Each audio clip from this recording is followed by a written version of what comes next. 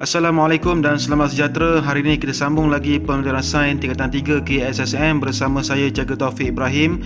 Hari ini kita belajar bab 8.3 sinaran mengayon dan sinaran tidak mengayon. Okey, so kita pergi dahulu kepada bab 8, apa subtopiknya. So kita dah belajar 8.1 sejarah penemuan keradioaktifan. Kita dah belajar 8.2 atom dan nukleus. So hari ini 8.3 sinaran mengayon dan sinaran tidak mengayon bahagian 1. Sebabkan 8.3 ini panjang sikit, saya bahagi dua, satu bahagian dan bahagian kedua. Alright, so kita pergi tengok kepada hasil pembelajaran 8.3 sinaran mengayon dan sinaran tidak mengayon bahagian 1. So ada dua hasil pembelajaran. Yang pertama, memerihalkan sinaran mengayon dan sinaran tidak mengayon, dan yang kedua, membezakan ketiga-tiga jenis sinaran mengayon. Okey, so sebelum itu kita pergi dahulu kepada sinaran. Apa itu sinaran? Sinaran ini merupakan satu bentuk proses pemindahan tenaga.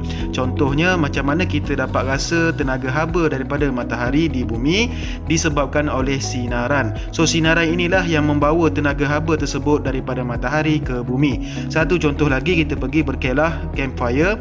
So macam mana kita dapat rasa haba daripada unggun api disebabkan oleh sinaran. So sinaran itulah yang memindahkan tenaga haba daripada api ke tangan kita.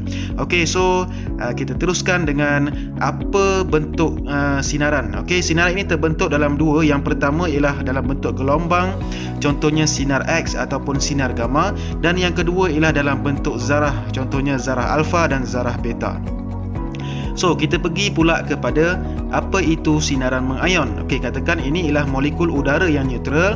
Katakan ada satu sinaran. Sinaran tersebut melalui molekul udara neutral dan menyebabkan molekul udara neutral tersebut menjadi ion yang bercas. Okey, contohnya macam inilah, dia akan menjadi ion yang bercas positif. Inilah ion positif dan inilah ion negatif, dan menjadikan molekul udara neutral tersebut menjadi udara mengayon.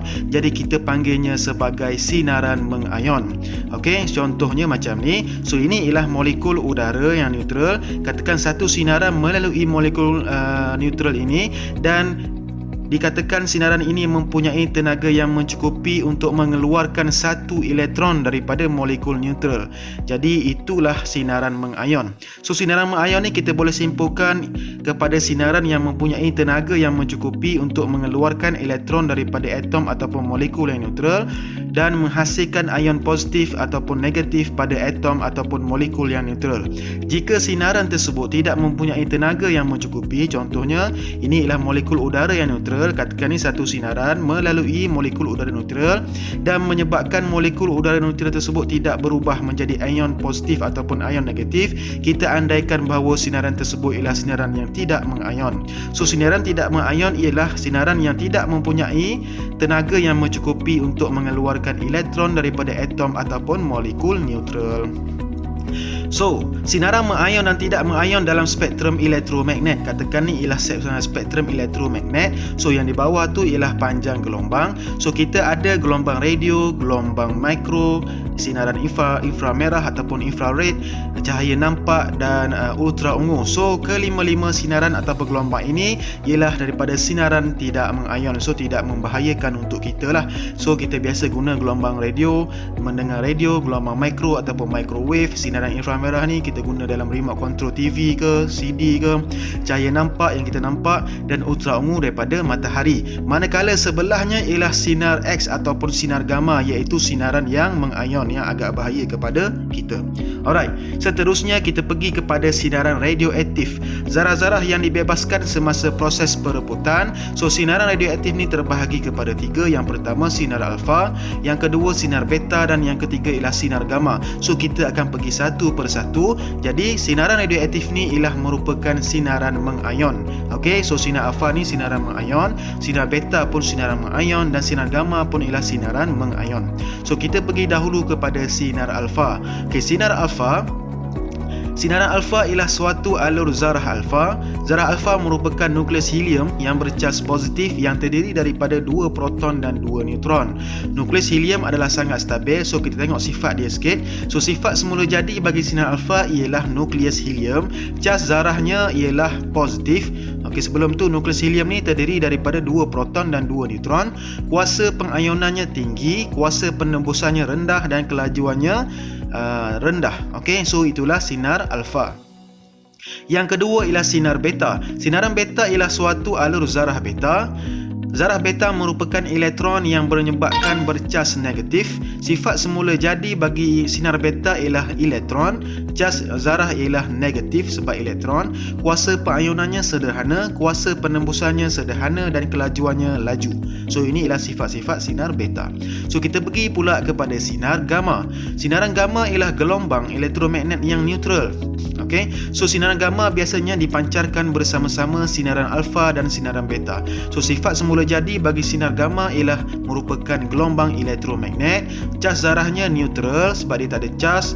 Kuasa pengayunannya rendah, kuasa penembusannya tinggi dan kelajuannya sangat laju. Okey, so inilah sinar gamma. Okey, sifat-sifat sinar gamma. Okey, seterusnya kita pergi pula kepada kuasa penembusan bagi ketiga-tiga sinar radioaktif tadi. Okey, ini ialah zarah alfa, zarah beta dan zarah gamma. Di sini ada 3 lapisan iaitu kertas, aluminium dan plumbum. So mula-mula sekali kita uji sinar alfa. So sinar alfa tidak dapat menembusi kertas. Okey, manakala sinar beta pula dapat menembusi kertas tetapi tidak dapat menembusi aluminium yang berketebalan 3 mm. Manakala sinar gamma pula dapat menembusi kertas, menembusi aluminium tetapi tidak dapat menembusi plumbum yang berketebalan 10 cm. Seterusnya pemaisongan oleh medan elektrik. So katakan ni ialah medan elektrik dan di tengah tu ialah sumber radioaktif. Okey, katakan di atasnya ialah plate negatif dan di bawahnya ialah plate positif. So kita pergi pula dahulu kepada sinar yang pertama iaitu sinaran alfa. Dia akan tertarik ke plate negatif kerana charge-nya ialah positif. So positif mestilah tertarik dengan negatif. Manakala sinar yang kedua iaitu sinar gamma, dia akan terus sahaja kerana dia ialah neutral, tidak tertarik dengan charge positif ataupun negatif. Manakala bagi sinar beta pula tertarik ke plate positif kerana ia bercas negatif. So soalannya sekarang, kenapa sinaran alfa ni dia membelok mendekati plate negatif ni jauh berbanding sinaran beta? So jawapannya ialah sinaran alfa ni mempunyai jisim yang agak tinggi berbanding sinaran beta. Jadi bila mempunyai jisim yang tinggi, dia akan melencong jauh sedikit, lambat untuk berhenti. Contoh analogi yang saya boleh bagi ialah kapal besar dengan sampan. So kapal besar ni dia nak berhenti payah sikit berbanding sampan kerana jisim besar. Sama juga dengan sinaran alfa dan beta. Sinar alfa ni mempunyai jisim yang besar, sebab itulah dia lambat untuk membelok. Dan manakala bagi sinaran beta pula dia cepat membelok kerana jisimnya kurang berbanding sinaran alfa. Okey, next ialah pemaisongan oleh medan magnet. Katakan ni ialah medan magnet. Okey, untuk alfa dia akan menaik ke atas kerana charge-nya ialah positif. Untuk beta dia akan ke bawah kerana charge-nya ialah negatif, dan untuk gamma dia akan lurus sahaja kerana dia ialah tiada charge ataupun neutral. Jadi boleh cuba jawab soalan yang disediakan oleh saya. Okey, awak boleh klik kepada link di description video di bawah tu, boleh jawab soalan di Google Form. Okey, boleh snap markah bagi kepada cikgu awak untuk pemahaman awak, dan jangan lupa untuk subscribe channel YouTube saya untuk meneruskan tengok video-video sebelum ini. Terima kasih kepada yang telah subscribe. So untuk pembelajaran seterusnya ialah 8.3 sinaran mengayon dan sinaran tidak mengayon bahagian 2. So kita akan belajar selebihnya dalam next slide. Jadi kita jumpa lagi. Assalamualaikum dan selamat sejahtera.